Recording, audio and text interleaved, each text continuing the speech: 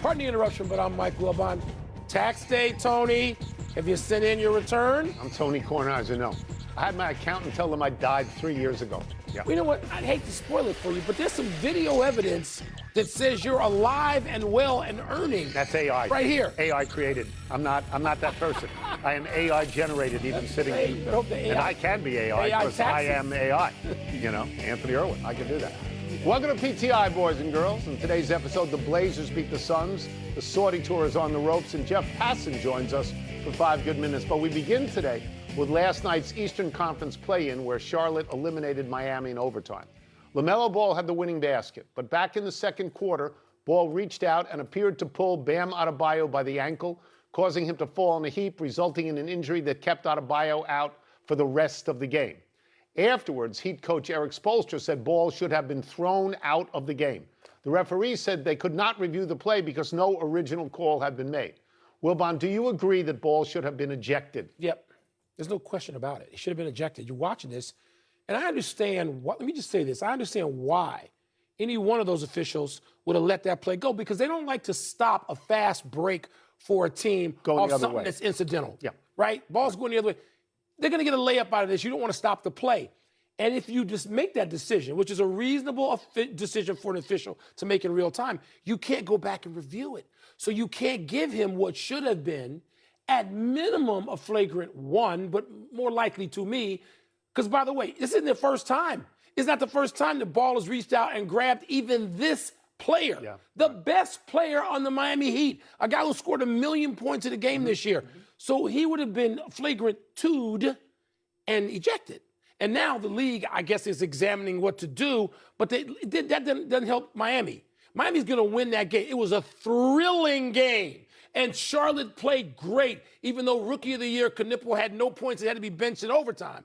But you gotta throw him out. People who are waiting for me to disagree with you will find that they're going to have to keep waiting, because I'm not going to disagree. I had Brian Windhorst on my podcast this morning. And Brian said, I want to check my notes. He said he thought it was a flagrant foul by Ball, and he pointed out, as you just did, that Ball has a history of doing this with this particular guy. In the moment that I saw it, I didn't think there was intent to injure, but maybe I was wrong. As you say, the league is looking at it. What does that do for Miami? Miami is out. There's nothing that can come of this that helps Miami. Eric Spoelstra said, look, we could have won. You know, I mean, he took the high road. Yes, he did. He said we could have won. Yeah. But again, they didn't win in that game.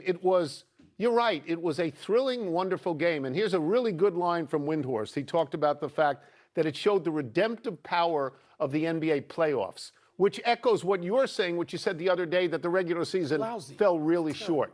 So I tuned into this game because I wanted to see Charlotte throwing it up from all over. And they did. Okay, so here are some numbers, though. All right, I wanted to see Ball and Knipple. Right. Knipple is your Rookie of the Year, not my Rookie of the Year. My Rookie of the Year. Knipple was 2 of 12 and 0 of 6 from 3. And he was benched. He had to be. Benched late in the game. Good move by Charles Lee. Gutsy. Okay, and LaMelo Ball, 2 of 16 from 3, 2 of 16. So together, they're 2 of 22 from 3, which is just awful. You know, it's awful. It's terrible. But they won. They won. If they win one more, they're in the real playoffs. And they're in the real playoffs out. Yeah, Tony. So that helps enormously.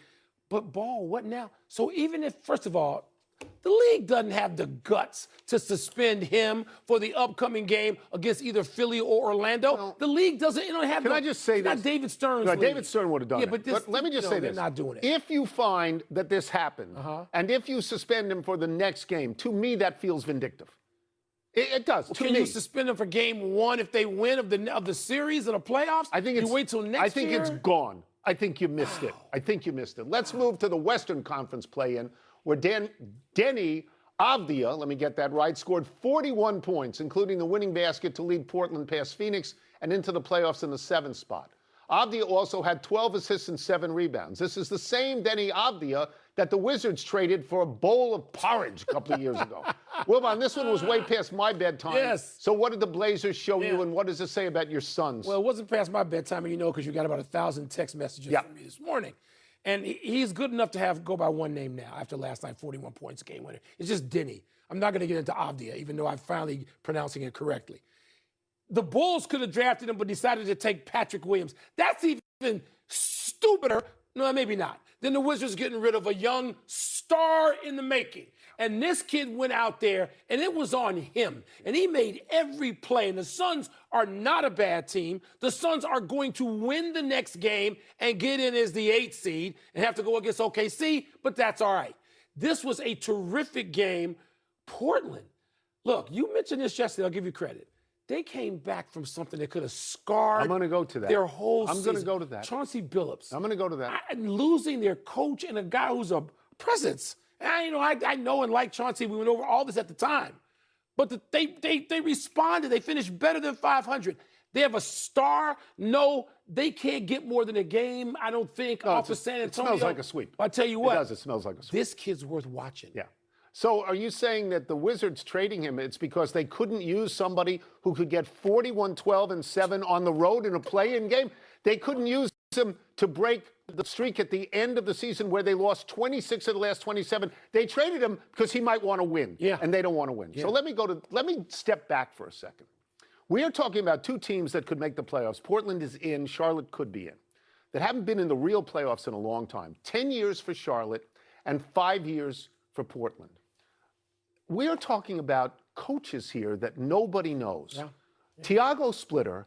You knew he was a player. Tiago Splitter walks into a situation because the coach, Chauncey Billups, was removed because he was accused of being part of a mob-run betting scheme, and he is awaiting trial.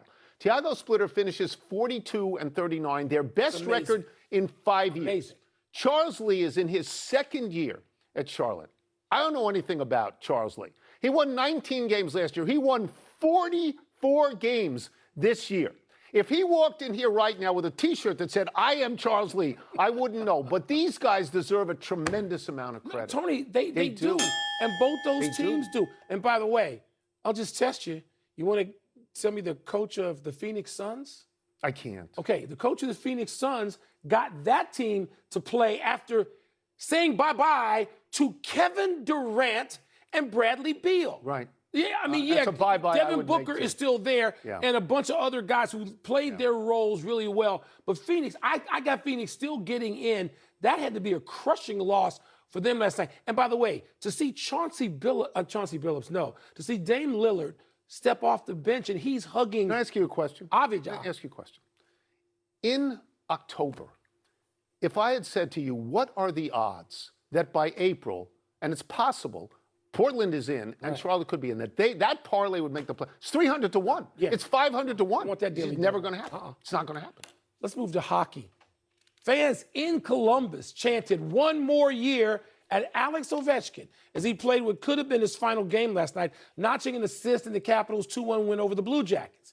The loss led Columbus's 71-year-old interim head coach, Rick Bowness, to go off on his own team, saying, quote, "I don't know if I'm back, but if I'm back, I'm changing this culture. These guys, they don't care. Losing is not important enough to them. It doesn't bother them," close quote. Ouch. Yeah. Tone, does the more intriguing headline involve Ovi's possible farewell or the bonus rant? Okay. I live in Washington, D.C. I have watched Alexander Ovechkin's entire career. Yeah. As a newspaper reporter, if there is such a thing anymore, if he retires, that's the headline. Because he's the greatest goal scorer of all time. But last night, he gave an indication that he wasn't going to retire, and he said he wasn't sure. And he said, "I hope it's not my last game. I don't know exactly how it's going to happen, so we'll see." So that opens the door for me to go to option B, which is Mr. Bonus and what he said, where he just had no regard whatsoever Killed his team. for his team. He did. Killed it. He's 71 years old, so I automatically like him. He has been as an assistant or a head coach on an NHL bench more than 3,000 times. He's been around in this league. If he says my team has quit and shows nothing and I'm going to change everything here if I'm here, I think you have to take that seriously. Now, he's an interim coach.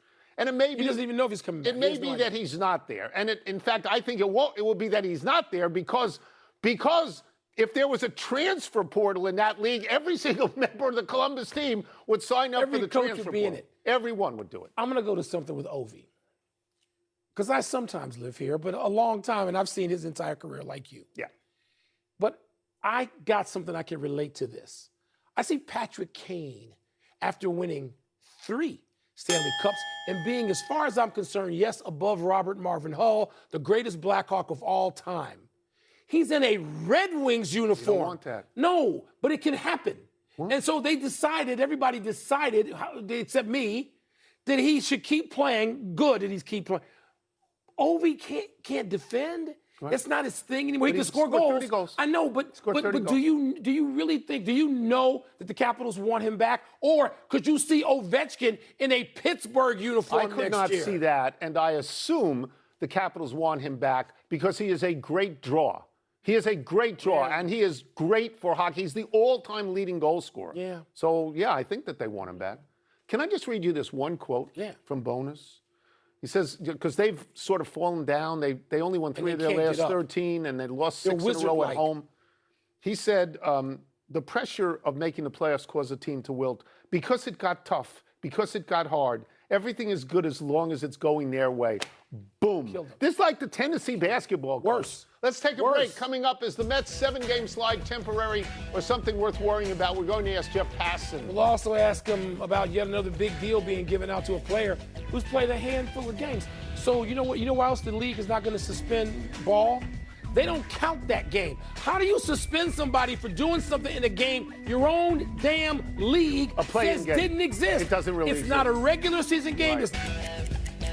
We've got baseball questions for our great friend, ESPN senior MLB, a lot of initials there, Wilbon, senior MLB insider Jeff Passan. The Mets, who are the team of my youth, not anymore. I root for the Nats, but they are the team of my youth, and Wilbon won't let me forget it. Yeah. The Mets have lost 7 straight, and they face Shohei tonight. Does this slide feel temporary to you, or is there real cause for concern with the New York Metropolitan Baseball Club?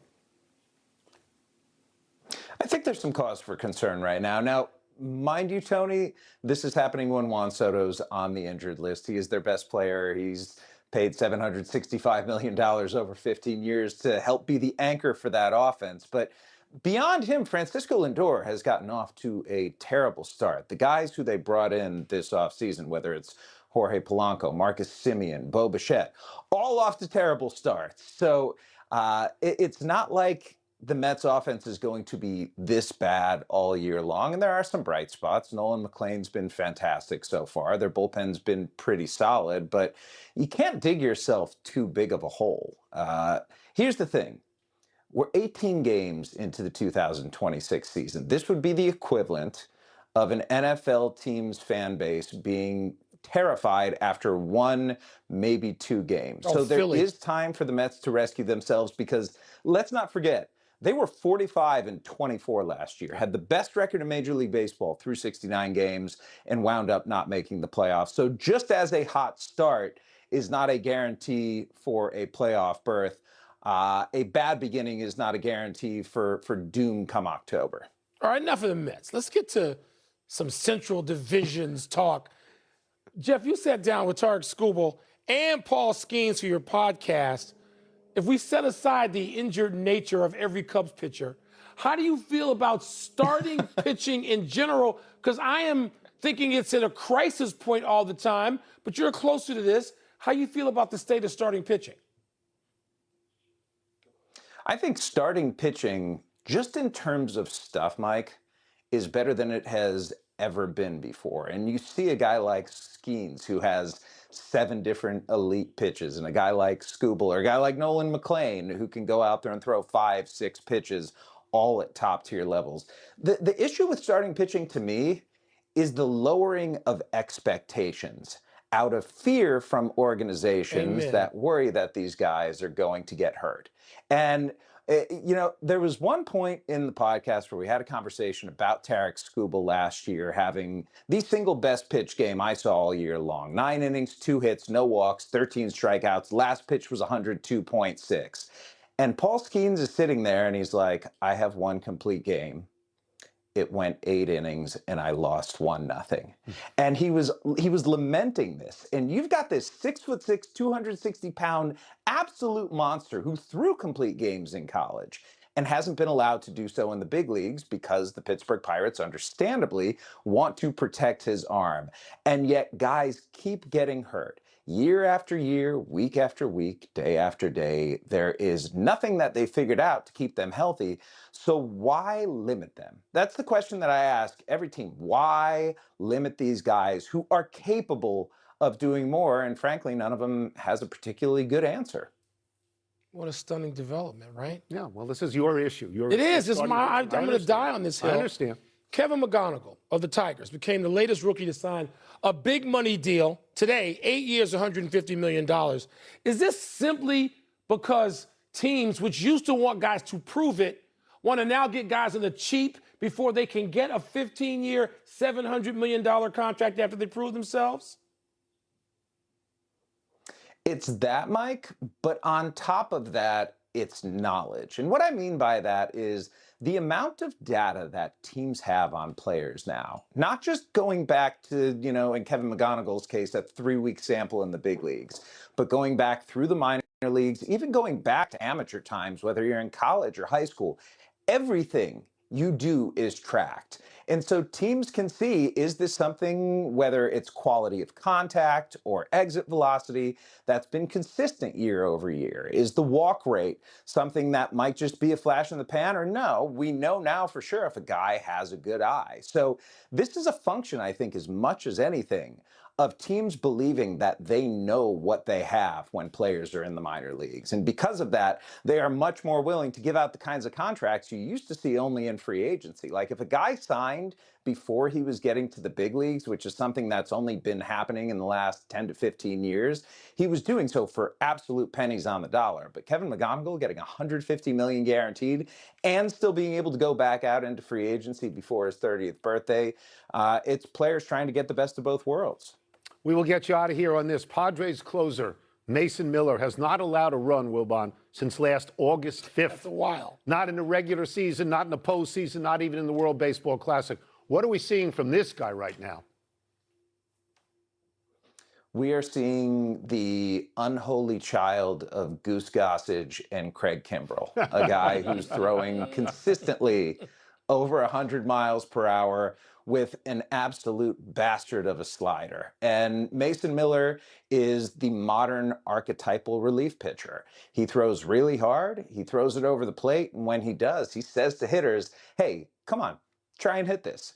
And you know what? They can't. 1 hit allowed in 8 1/3 innings this year, 20 strikeouts, which is more than almost a third of qualified starting pitchers right now. Mason Miller is the business, and everyone is here just to watch him do it. That's a wow. Thank you, Jeff. Thank you so much. Thanks a lot, man. Appreciate it. Thank you, fellas. Appreciate you having me. Let's take one last break. Still to come. Will the Sixers win without Joel Embiid tonight? You're picking on Joel already. We can't even get through a whole show. The Warriors' right to put Steph on a minutes restriction tonight. In a play-in game. Come on. What? Come on. By the way, Jeff's podcast is called Sources Tell Jeff Passan. That's good. That's a good name. We like Sources Said. Happy time, people. Happy 79th birthday tomorrow, Kareem Abdul-Jabbar. I go back with him when he was Lou Alcindor, playing at Power Memorial High School in New York City. I once stood at the same Nedick's lunch counter with him at the Old Garden on 50th Street. I remember when he was still Lewis, as John Wooden called him, at UCLA, where he won 3 national championships in 3 tries because in those days, freshmen were not eligible to play. His record in college was 88-2. I remember when he was drafted by Milwaukee and won a championship there, and then he asked to be traded to the Lakers. He was Kareem by then and won 5 championships there. And I've admired his op-ed pieces. He is a good writer. Tremendous writer. He also had the most unstoppable, the greatest weapon in the history of sport. Skyhook. The skyhook. Of all time. Happy anniversary, Kevin Pillar. On this day 11 years ago, while with the Blue Jays, Pillar made this amazing defensive play at the wall to rob Tim Beckham of a home run. Pillar has this catch, but no gold gloves. Later that season, Pillar called the catch life-changing. Pillar said, quote, to be a guy who was fairly unknown, a guy who hadn't really made his mark in Toronto or in the league, to be able to go up and make a catch like that I think people in this city are going to talk about for years, it really changed my life. Explaining the catch, Pillar said, quote, I felt there was no risk involved. It's either a home run or it's off the wall, but you've got a chance to do something special. Boys and girls watching, he's wearing 42, which reminds all of us, it's Jackie Robinson Day, April 15, when baseball used to begin every season. Jackie Robinson, 79 years ago, changed the world, this country at least. And Rachel Robinson, 104 years old this coming July. Happy trails, Joel Embiid. The Sixers star will miss tonight's play-in game against the Magic as he recovers from an emergency appendectomy. In the late game, Steph Curry, Kristaps Porzingis, and Al Horford will all be on minutes restrictions against the Clippers. Though the restriction is pretty high. It's under 40 minutes each. Kawhi Leonard rested for the final game of the Clippers season, so he should be ready to go. Who do you like tonight? I don't like anybody treating it like the NIT. Like it's just some optional invitation they can turn down. I don't like that. Come on now. Let's go to the big finish if we could. The NFL Network reports the talks between the Giants and nose tackle Dexter Lawrence have broken off. Is that significant? The three-time Pro Bowler who's requested a trade. I can think of a team or two who could use him. The Financial Times reports the Saudis are on the verge of cutting funding for LIV. It's done, right? It would seem so. They were throwing money into a pot, and someone said, why are we doing this? Japan beat the United States women's soccer team 1-0 last night. Is that significant? No, they split games in the last few days. No. The Commanders have gone back to the burgundy and gold colors of the previous 100 years in their uniforms. You like that? Yeah, because it's the Super Bowl colors for them. I'm a little concerned about the spear on the alternate helmet. A little bit. Last one. The Brewers have lost 6 straight. Will they snap it tonight at home against the Jays? I hope not. I hope the Brewers' losing streak goes on forever and ever and ever. And the Pirates to Thank lose you. and everybody. Nice job out of you guys beating the Brewers last night. Yeah, we're out of time. We'll try to do better the next time. I'm Tony Kornheiser. I'm Mike Wilbon. Same time tomorrow, knuckleheads. And now, here's Sports Center. Good job out of you. Thank you.